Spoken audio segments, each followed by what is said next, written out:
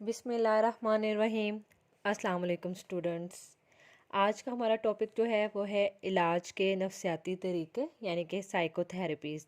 साइकोथेरेपीज़ जो हैं वो नफ्सियाती बीमारियों के लिए जो तरीका है इलाज का उसके लिए इस्तेमाल किया जाता है।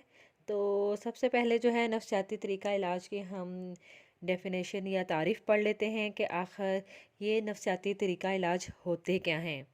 तो ज़हनी और करदारी मसाइल हल करने और नफ्सियाती अमराज का इलाज करने के लिए नफ्सियात के मखसूस तरीके जो इस्तेमाल किए जाते हैं तो इनको हम नफ्सी इलाज या नफ्सियाती तरीका इलाज यानी कि साइकोथेरेपी जो है वो कहते हैं।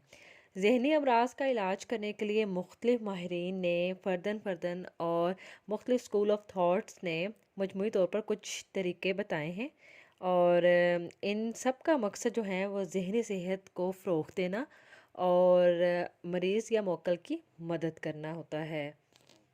साइकोथेरेपी जो होती है वो मुआलिज और मौक्कल के दरमियान जो है एक बाकायदा इंटरेक्शन होता है। अब यूँ समझ लें कि एक तामुल होता है दो लोगों के बीच में ताकि नफ्सियात के असूलों की मदद से जो आपका क्लाइंट है जो इसे हम मौक्कल भी कहते हैं कि उनके उसके जो तख़य्युलात होते हैं, एहसासात होते हैं या किरदार होता है उनको तब्दील करके इसे नफ्सियात और नफ्सियाती मसाइल पर काबू पाने, ज़िंदगी के मसाइल से मुताबिकत अख्तियार करने या बतौर फ़र्द की नशोनुमा में इसकी मदद की जाती है। तो साइकोथेरेपी जो है मुआलिज और मौक्कल के दरमियान एक बाज़ाब्ता तामुल है और ये कोई इत्तफ़ाक़िया तामुल नहीं होता है बल्कि ये एक तयशुदा प्रोग्राम के तहत मुआलिज और मौक्कल जो हैं वो मिलते हैं और इसमें ये तय किया जाता है कि मुआलिज और मौक्कल किस तरह एक दूसरे के मुतल्लिक जो हैं वो इंफॉर्मेशन लेंगे और साइकोथेरेपी की जो बुनियाद है वो शख्सियत, आमोजिश, मुहर्रिक, हिजान और अदराक वगैरह के मौज़ूआत के मुतालिक नज़रियात और तहकीकात पर रखी जाती है। साइकोथेरेपी जो होती है वो मौक्कल के तख़य्युलात, एहसासात और किरदार को मुतासिर करती है और ये ज़िंदगी के जो इंसानी ज़िंदगी होती है उसके नफ्सियात के किसी एक या तमाम पहलुओं को मुतासिर करती है। साइकोथेरेपी का इस्तेमाल इन लोगों पर किया जाता है जो नफ्सियाती आर्ज़ों का एक तो शिकार होते हैं और सेकेंडली जो रोज़मर्रा ज़िंदगी के मसाइल से मुताबिकत अख्तियार करने में मुश्किलात महसूस करते हैं एंड थर्ड या फिर ऐसे अफराद जो अपने मुतल्लिक ज़्यादा कुछ जानना और सीखना चाहते हों ताकि वो बतौर अफराद, वालिदैन, तख्लीक़कार और दीगर जो हैं शोबाजात होते हैं जैसे कि उनमें अपनी सलाहियतों से भरपूर इस्तेफ़ादा करने के अहल हो जाएं। तो नेक्स्ट हम बात करते हैं बायोमेडिकल थेरेपी की। बायोमेडिकल थेरेपी क्या है? आजकल नफ्सियाती बीमारियों और नफ्सियाती मुश्किलात पर काबू पाने के लिए ना सिर्फ नफ्सियाती तरीका इस्तेमाल किया जा रहा है बल्कि मेडिकल तरीका इलाज भी बड़ी कामयाबी से जो है वो इस्तेमाल किया जा रहा है। बायोमेडिकल तरीका इलाज जो है वो नफ्सियाती बीमारियों का इलाज का एक अहम बड़ा तरीका है। इसमें जो है वो तरीका इलाज इस्तेमाल किया जाता है जिसमें अद्वियात और दीगर मेडिकल तरीक़ों से नफ्सियाती कारकर्दगी को बेहतर बनाया जाता है। तो ये होगी बायोमेडिकल थेरेपी।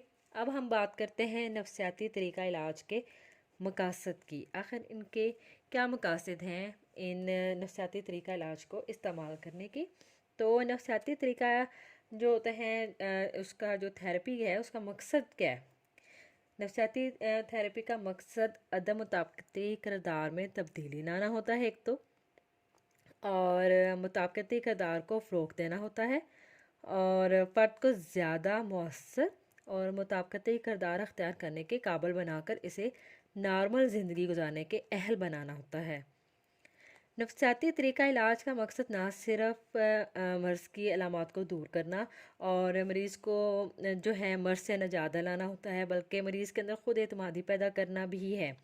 इस ख़ुद एतमादी की क़ुव्वत की बिना पर मरीज़ जो है मौजूदा मसाइल को हल करने और मुस्तक़बिल का जो भी मसाइल उसको होते हैं उनका मुकाबला करने के अहल हो जाता है एक तो और वो नॉर्मल ज़िंदगी जो है वो गुजारने लगता है। इसके अलावा जो है नवसियाती तरीका इलाज के चार अहम मकासद जो हम देखते हैं, जो कि ज़म्बार्डो और गेरक ने जो हैं बयान किए हैं, वो हम यहाँ डिस्कस करते हैं। एक तो वो कहते हैं कि मसले की इसके ज़रिए तशख़ीस हो जाती है, यानी कि नफ्सी तरीका इलाज के अमल का पहला मकसद जो है मसले की तशख़ीस करना, यानी कि डायग्नोसिस करना है। और DSM-4 के मुताबिक इसका नाम रखना है और इसकी क्लासिफिकेशन यानी कि जमात बंदी करना है, ठीक है, ताकि मालूम हो जाए कि असल ख़राबी क्या है। डायग्नोसिस होगा देन ही हम आगे चल सकते हैं। नेक्स्ट पे वो बात करते हैं कि वजूहात का तयन करना, कि इन वजूहात का तयन करना इनका बेसिक मकसद होता है जो मसले का असल सबब होती हैं, और इस बात का भी तयन किया जाता है कि इन वजूहात के क्या क्या असरात जो हैं वो मुरतब हो रहे हैं। और थर्ड पे आ जाता है मसले के मुतालिक पेशगोई करना। नफसियाती तरीका इलाज का एक अहम मकसद जो है वो इलाज के साथ और इलाज के बग़ैर मसले के मुतालिक पेशगोई करना है। और फोर्थ पे आ जाता है कि इलाज तजवीज़ करना और इलाज करना, ठीक है। इसमें जो है इलाज के अमल के आखिरी मरहले में तकलीफ़ देह अलामात को एक तो ख़त्म करने के लिए या इन्हें कम अज़ कम कम करने के लिए जो है मौजूद तरीका इलाज जो है तजवीज़ किया जाता है, और इस तरीके की मदद से मरीज़ का इलाज हो जाता है। अब हम बात करते हैं नफसियाती अमराज के मुआलिज जो हैं वो कौन कौन से हैं जो कि साइकोथेरेपी के अंदर यूज़ होते हैं। सबसे पहले हम बात करते हैं साइकाइट्रिक की, यानी कि मुआलिज दिमाग की।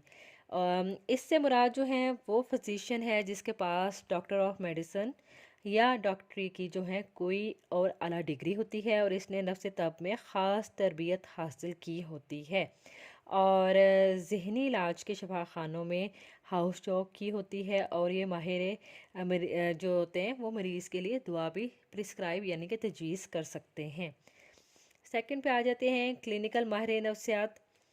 क्लिनिकल साइकोलॉजिस्ट जो हैं आजकल आप सुनते हैं इनका नेम, तो क्लिनिकल साइकोलॉजिस्ट जो होते हैं वो जहनी सेहत का पेशावर मुआलिज होता है, और इसने क्लिनिकल साइकोलॉजी में PhD की होती है या MPhil की डिग्री ली होती है, या किसी मुस्तनिद अदारे में क्लिनिकल साइकोलॉजी में 1 साल की हाउस जॉब जो है वो की होती है।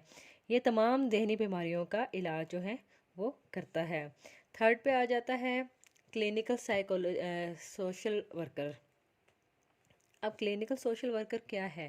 क्लिनिकल सोशल वर्कर जो होता है इससे मुराद वो जहनी सेहत का पेशावर कारकुन है जिसने सोशल वर्क में मास्टर डिग्री और नफ्सियाती मसाइल हल करने में खसूसी तरबियत हासिल की होती है, और ये माहिर जो होते हैं समाजी माहौल और मसाइल के हवाले से दीगर माहिरीन के साथ मिलकर काम करते हैं। देन आ जाता है काउंसलिंग साइकोलॉजिस्ट। अब काउंसलिंग साइकोलॉजिस्ट वो माहिर होते हैं जो पेशे के इंतखाब, स्कूल या कॉलेज के मसाइल, मुनशियात और दीगर मादी मसाइल के मुतालिक काउंसलिंग करता है, और नॉर्मल लोगों के रोज़मर्रा ज़िंदगी के अदम मुताबिकती मसाइल जो हैं वो हल कर रहा होता है। लास्ट पे आ जाता है नफसियाती तरीका इलाज की इकसाम कौन कौन सी हैं।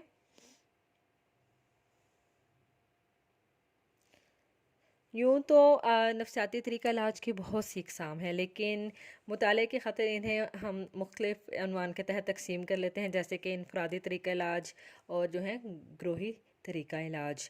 तो इनफरादी तरीका इलाज में वो तमाम तरीके शामिल होते हैं जो एक वक्त में एक मुवक्किल का इलाज करते हैं, और इन तरीक़ों में नफ्सी मुआलिज जो है एक वक्त में एक ही फ़र्द का इलाज कर सकता है, यानी कि जो मुवक्किल होता है वो इनफरादी तौर पर भरपूर उसके ऊपर हम लोग तवज्जो दे सकते हैं। अब आ जाती है बारी ग्रोही तरीका इलाज की। अब ग्रोही तरीका इलाज नाम से ज़ाहिर है जैसे कि इसमें जो है वो तमाम तरीके शामिल हैं जो एक से ज़ायद अफराद का बैक वक्त इलाज करने के लिए इस्तेमाल होते हैं, और नफसियाती तरीका इलाज में कुछ इस तरीके के भी इकसाम शामिल होती हैं जिनकी तकसीम जैसे इस तरीके से हम कर सकते हैं हदायती तरीका इलाज और गैर हदायती तरीका इलाज। जो हदायती तरीका इलाज होता है इसको हम डायरेक्टिव साइकोथेरेपी भी कहते हैं, तो इसमें मुआलिज जो है वो गालिब हैसियत रखता है। वो इलाज के दौरान जो है मुवक्किल को बाकायदा हदायत देता है, ठीक है ना। हदायती तरीका इलाज है ना, तो हदायत से निकला है, इसमें वो इंस्ट्रक्शंस देता है, और इस तरीके में इलाज के सारे मामला जो हैं वो मुआलिज के हाथ में होते हैं। नेक्स्ट जो है वो आता है गैर हदायती तरीका इलाज। जैसे कि नाम से ज़ाहिर है इसमें कोई भी हदायत नहीं मौक्कल को दी जाती, बल्कि मौक्कल की मर्ज़ी और मंशा को ख़ास अहमियत दी जाती है। मौक्कल की मर्ज़ी से इलाज शुरू होता है और जब तक वह मुनासिब समझे जारी रखता है, और इलाज ख़त्म होने का फ़ैसला भी जो है वो मुवक्किल के हाथ में होता है। तो हदायती और गैर हदायती तरीका इलाज इनफरादी या ग्रोही भी हो सकते हैं। ठीक है, जैसे हमने भी पढ़ा है कि इनफरादी और ग्रोही तरीके इलाज दोनों इसमें इस्तेमाल हो सकते हैं। जैसे कि फ्रॉइड का तरीका इलाज जो है वो इनफरादी और हदायती है, और साइको ड्रामा ग्रोही है और हदायती तरीका इलाज है, जबकि क्लाइंट सेंटर थेरेपी यानी कि मुवक्किल मरकज़ इलाज जो है वो इनफरादी है और गैर हदायती तरीका इलाज है। तो ये इसकी एग्जांपल्स हैं। आई होप सो स्टूडेंट्स, आज का ये टॉपिक आपको इंटरेस्टिंग भी लगा होगा और इसकी समझ भी आपको अच्छे से आ गई होगी। कोई क्वेश्चन हो तो प्लीज़ पूछिएगा, और प्लीज़ इस वीडियो को लाइक और शेयर ज़रूर कीजिएगा। Thank you. अल्लाह हाफिज़।